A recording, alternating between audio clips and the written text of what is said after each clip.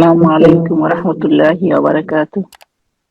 ওয়ালাইকুম আসসালাম রহমতুল্লাহ বরকাত। আমি নিউইয়র্ক থেকে বলছি। জি, বলেন। প্রশ্নটা হচ্ছে যাকাত সংক্রান্ত।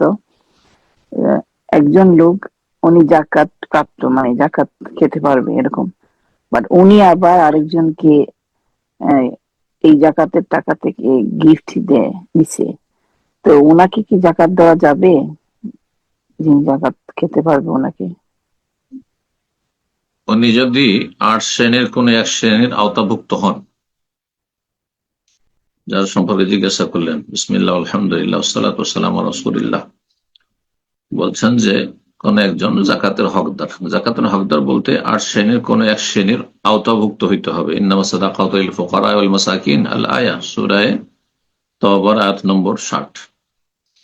কোন এক শ্রেণীর আওতাভুক্ত যদি হন আর যদি জাকাত নিতে চান, তাহলে জাকাতের হকদার তিনি। আর জাকাত যখন নিয়ে নিলেন, তিনি তার হাতে চলে আসলো, তিনি পুরোপুরি তার মালিক হয়ে গেলেন। তারপরে সেটা থেকে তিনি তার সংসারের প্রয়োজন পুরা করতে পারেন, ঋণ পরিশোধ করতে পারেন, আবার কাউকে উপঢৌকন গিফটও দিতে পারেন, জায়েজ আছে। কিন্তু সবকিছু চলে যাচ্ছে, শুধু গিফট দেওয়ার জন্য কেউ যে জাকাত নেবে, এটা জায়েজ হবে না।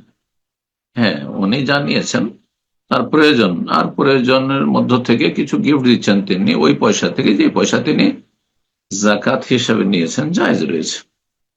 এক কথা, একজন যখন মালিক হয়ে যায় জাকাতের হকদার হওয়ার মাধ্যমে, তখন সেটাতে পুরো নিয়ন্ত্রণ করতে পারবে। সে নিজে খেতে পারবে, অন্যকে খাওয়াতে পারবে, সচ্ছল ব্যক্তিকে খাওয়াতে পারবে, হাদিয়া তোহফা দিতে পারবে। জি, বারাকাল্লাহ ফিক। রাসূলুল্লাহ সাল্লাল্লাহু আলাইহি ওয়াসাল্লাম বলেছিলেন, বারিরাকে যে সাদাকা দেওয়া হয়েছিল, বকরি ছাগল, আর সেই গোস্ত এসেছিল মায়েশা রাদিয়াল্লাহু তাআলা আনহার বাড়িতে, নবী সাল্লাল্লাহু আলাইহি ওয়াসাল্লামের জন্য সাদাকা যাকাত হারাম ছিল। তো বললেন, কে সাদাকাতুন ওয়া লানা হাদিয়া, বারিরা তোমার জন্য এটি সাদাকা, কিন্তু আমাদের জন্য হাদিয়া, আমাকে তুমি হাদিয়া দিলে আমি খেতে পারি। জি, বারাকাল্লাহ ফিক।